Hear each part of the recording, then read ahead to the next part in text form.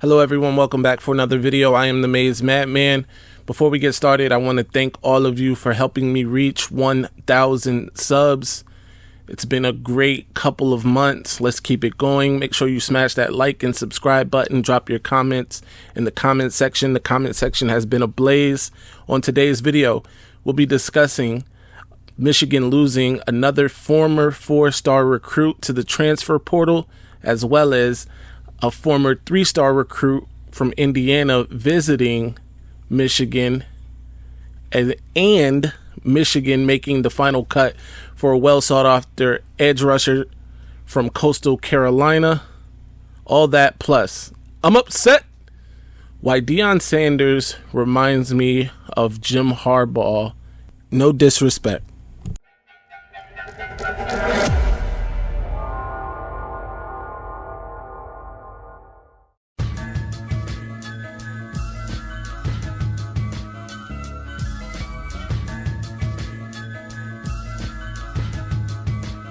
First, the Fat Boys break up. Now every day I wake up, somebody got a problem with us.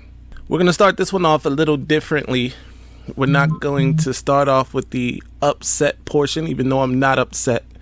And for a lot of listeners who really think that I'm upset about the things that I say I'm upset about, I'm not genuinely mad. I know in the comment section, there's a lot of people like, oh, there's no reason to be upset, and oh, you shouldn't be mad, and no, it's the shtick of the channel, right?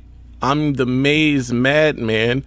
I'm upset, but not really, because my life is fine, and I wouldn't be really upset at college athletics.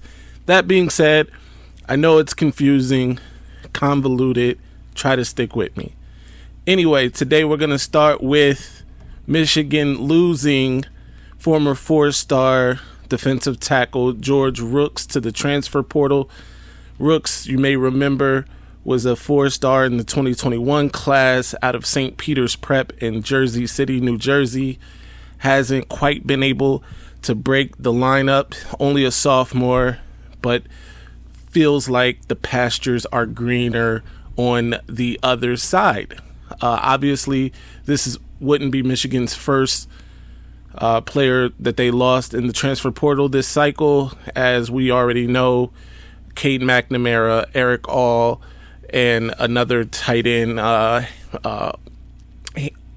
can't even think of his name right now, and that's no disrespect to him, but they all entered the transfer portal as well. Cade McNamara going to Iowa. Eric All has had a visit with Iowa, and from what I understand, is now going to take an official visit to Notre Dame, which is upsetting, but not really for the people who think I'm upset. So I think he's taking an OV to Notre Dame. He called them tight end U, which, to be fair to Notre Dame, they have produced a lot of NFL talent at tight end as well. So we'll see what happens with that situation. And now we have George Rooks also entering the transfer portal for what it's worth, and we'll see how that goes. Michigan, speaking of the transfer portal, will have Indiana tight end AJ Barner, who entered the transfer portal recently. In fact, he entered last week. He'll be visiting Michigan football this coming weekend. He still has 2 years of eligibility left. He was a former 3-star recruit, 6'6", 250 pounds, very sturdy guy. So we'll see how that goes. Keep it locked to the channel for updates regarding that. In more exciting news, not to say that having AJ wouldn't be exciting, by the way, but in other news, let's say that Coastal Carolina edge rusher Josaiah Stewart has made Michigan one of the final teams in his cut, which is great. Michigan, he's a well sought after transfer portal player. The Wolverines quickly offered him when he became available, or when he got into the portal December 6th. And he also has 2 years of eligibility remaining after playing just 2 seasons at Coastal Carolina. He's 6'2", 230 pounds, and a beast of a player. He was named second team All Sun Belt after being recognized as that league's preseason player of the year. Generated 40, count them, 40 quarterback pressures this past season, leading Coastal Carolina in ranking tied for 30th nationally among all edge rushers. Despite being a little undersized at 6'2", Stewart played 514 of 529 snaps at edge rusher in 2022. So that is exciting news. Hopefully Michigan can land Josaiah Stewart out of the transfer portal. Now on to the biggest news, and it's not really big news, but the topic that I think is important to talk about, and not just for Colorado fans or fans of Pac-12 football. This is going to affect the entire nation, including Michigan football, and it draws some very interesting parallels to Michigan, if I'm being honest and fair, and that is Deion Sanders being named the head football coach at Colorado. Now, granted, he was named head football coach last week or the week before, and it's not really affecting Michigan at this point. I want to be very clear at that. In saying that, at this point, does not affect Michigan in any capacity. However, it does have the ability to, and I think it's interesting because it draws parallels, at least to me, and you guys can let me know in the comment section what you think, to when Jim Harbaugh was named head coach at Michigan. Let me give you a few of the reasons why. Let's start, number one, with hype, right? This point cannot be overstated, all right? Michigan fans, you guys remember what it was like when Jim Harbaugh first took on the head coaching job at the University of Michigan. There was headlines like Michigan Savior, the renewal of the 10-year war, Urban Meyer shaking in his boots. Now, the latter, of course, didn't quite pan out for us, but certainly there was a great deal of hype surrounding the Harbaugh hire and what he could do for Michigan football. And that is in the same vein of what Colorado thinks Prime can do for Colorado. As a head coach in the NFL, and let's stop right there, because that bleeds into my second point. So first point is hype. Second point is going to be NFL pedigree. Obviously, Prime's resume it doesn't need stating, right? He's a Hall of Fame player. He played baseball and football, right? Famously played a baseball game, a playoff baseball game, and a football game in the same day.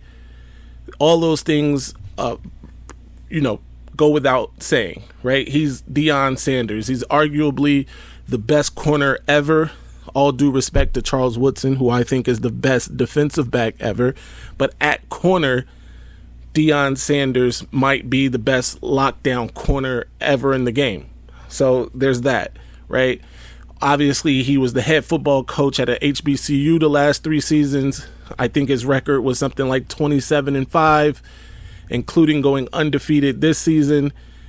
He only lost 2 games the previous season. So all that predates. And then his personality, much like Jim Harbaugh had a big personality. You guys may remember Jim Harbaugh climbing trees at recruits' houses, going swimming. This past weekend, he's washing dishes at 3-star wide receiver recruit Samaj Morgan, or Michigan commit, actually, Samaj Morgan's house. So we get the personality of Jim Harbaugh, and Deion Sanders, much in that same way, is bringing that, and maybe even amplified to a certain degree, for Colorado. So that's one thing. Obviously, Coach Harbaugh went 44 in 19 as a pro, winning, that's about 70% of his games as a professional head coach. Coached in multiple NFC championship games, even a Super Bowl, obviously losing to his big brother on a non-call that probably would have won the game for his team. So there's that. In addition to all of that, Prime he's operating even in a different situation than Jim was when he first came to Michigan. There was no transfer portal the way that we know it today. There was no NIL for sure when Jim first came to Michigan, and Deion does not seem to have a problem utilizing both of those to the max, and maybe even in some people's eyes questionably using those, right? Like, he's outwardly recruiting everybody's players.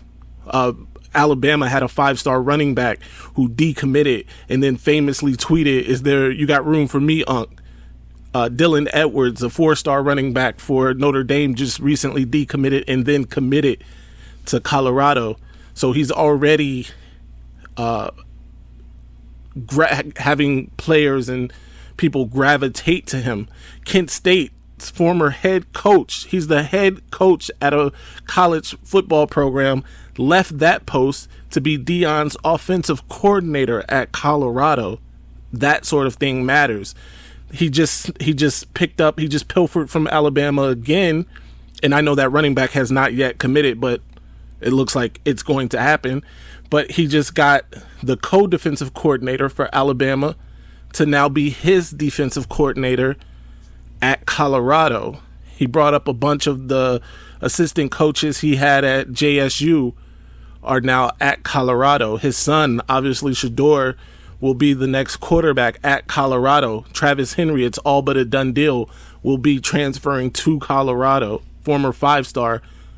A player that Deion Sanders, while at an HBCU FCS school, got a 5-star number 2 player in the country at the time, Travis Hunter, to decommit from Florida State, a traditional powerhouse in college football, and commit to him at Jackson State. So keep all this in mind, all right?